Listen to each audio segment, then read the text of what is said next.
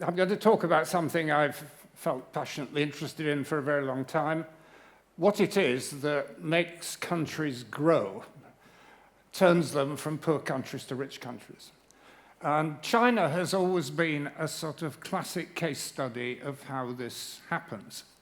I first got involved in China. I worked for Shell, the international oil company, before I became an MP, and I was their chief economist. And they sent me to China around about 30 years ago.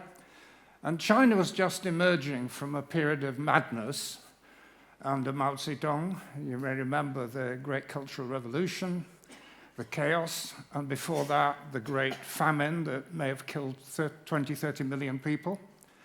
And a remarkable man took over, Deng Xiaoping, who embarked on a project trying to turn China into a mixture of communism and capitalism. And it worked.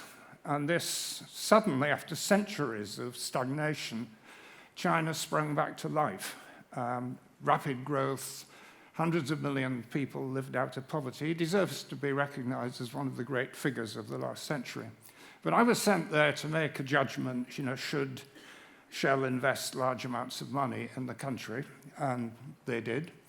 I then went into politics, and in the coalition government, I was sent back to China to talk to the Chinese about British business. And then since I left politics, I've tried to study it in more detail. I've just come back from a period in China talking to Chinese students, visiting Buddhist monasteries, artists, trying to get a better understanding of the country. But what has unfortunately happened is that what was seen initially as a kind of win-win collaborative relationship has turned very sour.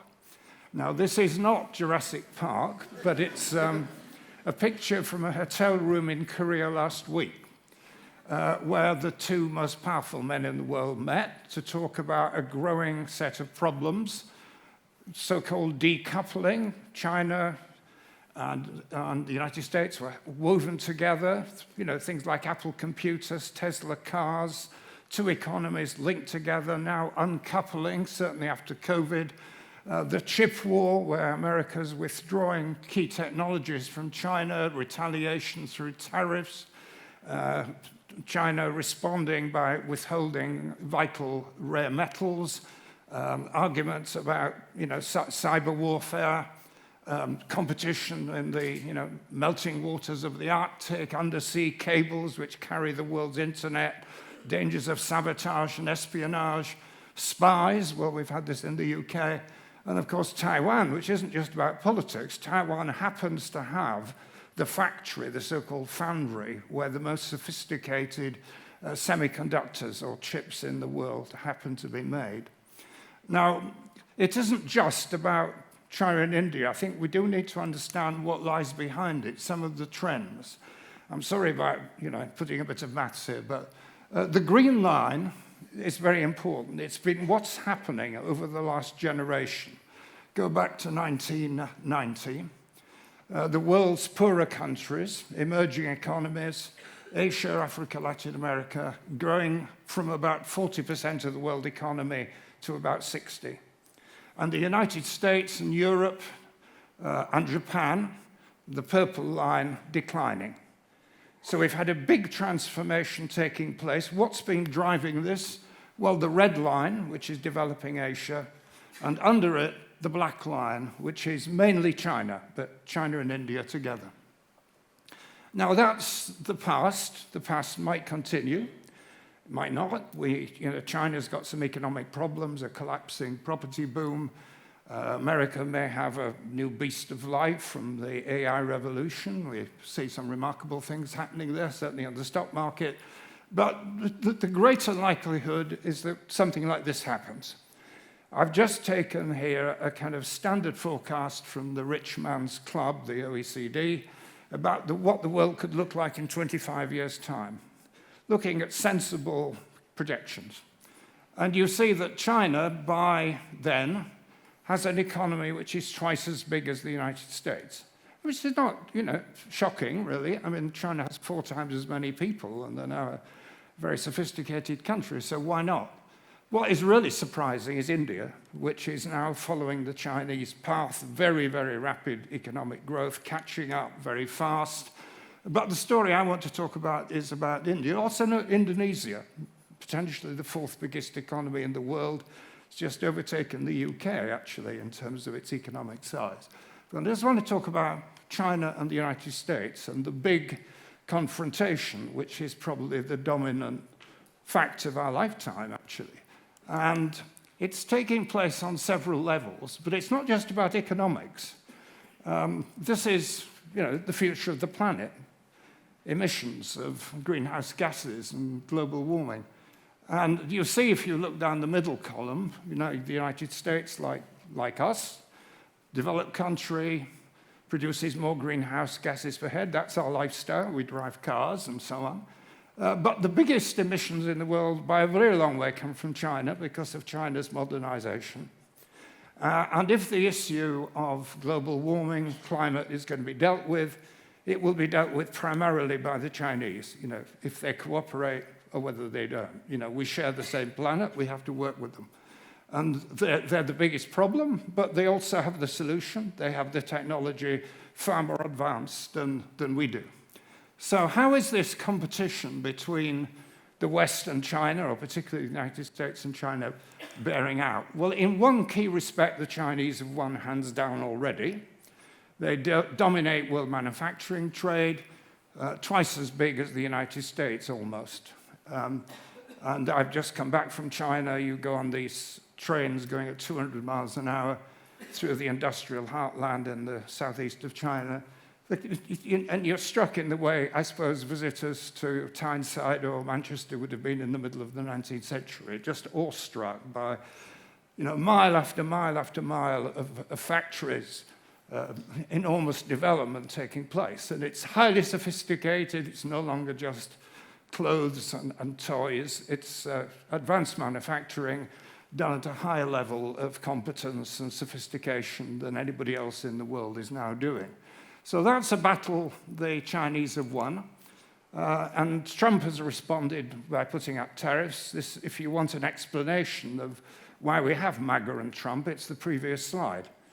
They lost their manufacturing, the anger, the frustration. And this is the Trump retaliation. And you see tariffs steadily fell in America since the Civil War, with a couple of interruptions, one in Trump's hero, a man called McKinley, who was assassinated, and in the interwar period when American tariffs led to deepen the world depression that we all suffered from. But since then, since Roosevelt, America opening up to the world, cutting its tariffs until Trump, and a reversal, of course, and we don't know where it's going to lead, but it's a complete change of course, a turning inward. But on manufacturing, the Chinese have clearly won. Technology is a bit more difficult to call. There's competition with China across the whole range of modern technologies. An Australian study a few weeks ago suggested out of about 50 core technologies, the Chinese probably lead on about 30 of them. But just a quick skim. On the left, the chips, the microchips were the foundation of all new AI-based technology. The Americans were well ahead. And they also have access to the Taiwanese foundry that makes these things. But people have been shocked by the extent to which over the last 2 or 3 years the Chinese have caught up, thrown vast amounts of money at it and appear to be catching up. And the evidence for it is the second column. Artificial intelligence. Again, we assume that the big American tech companies had this pretty much under control. Most of you use ChatGPT. Then, to everybody's astonishment, 6 months ago, the Chinese produced DeepSeek, which has comparable power, and they did it really by workarounds. They couldn't get access to the big chips, so they clever innovation, found other ways of doing it, and they've produced 2 or 3 advanced learning models since then. Just pick up a few of the others. Green energy, wind, solar, Chinese well ahead in terms of technological development, and stupidly, the Americans have turned their back on this technology that we will need for the rest of the century. Even nuclear power, about 3/4 of the reactors in the world are now that are being built are Chinese. And the other area where the Chinese are clearly ahead is telecoms. Huawei, there's a story there in relation to the UK I'll come back to. And some others, even a field like quantum physics. I mean, I'm interested in it because my son is a quantum physicist in Silicon Valley. And 20 years ago, nobody used to bother to read Chinese articles on this subject that was so backward. And now they're roughly on a par. And we see this right across the board. But so far, you know, technologically, you've got a 50-50 head-to-head competition. There's one respect in which the Americans are very clearly ahead. They have a dominant currency. People, you know, use dollars. Business uses dollars. It's safe, convenient. We trust it until Trump. But gradually, over the years, this is even before Trump, countries gradually shifting away from the use of the dollar in transactions. Some of them were scared when they saw the use of sanctions against Russia, which because the Americans had a chokehold over the currency system. And so there is a process which is now accelerating and moving away from the one area where the United States has an undoubted lead on the Chinese, which is control of the world currency and its reserves. So where is all this going to lead? Don't be too baffled by this, but this is a technique I developed with my colleagues when I was in Shell to try and think about the future. How do you think about the future 25 years ahead? There's no point trying to predict. There's so many uncertain things happening. So the best way to do it is to tell stories, which are logical, coherent. They may or may not be true, but they give us a picture that we can try and keep in our minds and think about and challenge. And one of them is that after this tech war, the decoupling, the Ukraine war that's been taking place, the world falls into the pattern which Biden was beginning to develop of trying to create a global alliance against the Chinese, which was Europe and the United States, with India, crucially India, as a security ally. That's the so-called Quad. It is an alliance, Japan, the United States, Japan, and Australia. And that's possible. But if it ever was a story, Trump has put a big boot on it by turning on his own allies and the very capricious approach to trade. It may anyway overestimate the power of the West, as I showed earlier, is declining economically. So you've got another story which is coming out of the so-called BRICS group, which is this powerful countries from the so-called global south, not just China, but Brazil, South Africa, Nigeria, Saudi Arabia, and others, in which the world becomes kind of multipolar. You no longer have just one superpower. You have America in the Americas, Russia in Eastern Europe, Saudi Arabia in the Gulf, China in East Asia. And that's a sort of plausible way that the world could evolve, but it's also a very dangerous one, because nobody's responsible then for the big things we all share in common, you know, climate, fighting pandemics, dealing with economic catastrophes like we had in 2008. And so that leads to another story, which Trump is sort of pushing along, which is that international institutions decay. You know, the World Trade Organization no longer functions. The COP on climate, America isn't going to attend. And you do get a vortex. Nobody's in charge. You know, the world's systems gradually fall apart. And that could well lead to disaster. And out of disaster, the system could be reborn. I like to have an optimistic end to all of this. But you know, these are different ways that the future can evolve. So let me just conclude with a few takeaways for you. Why should you care about all this? Does it matter? Well, it does, because we, as a country, often as individuals, are now being asked to choose. When I was in government, a big choice, do we use Huawei in the telecommunications system?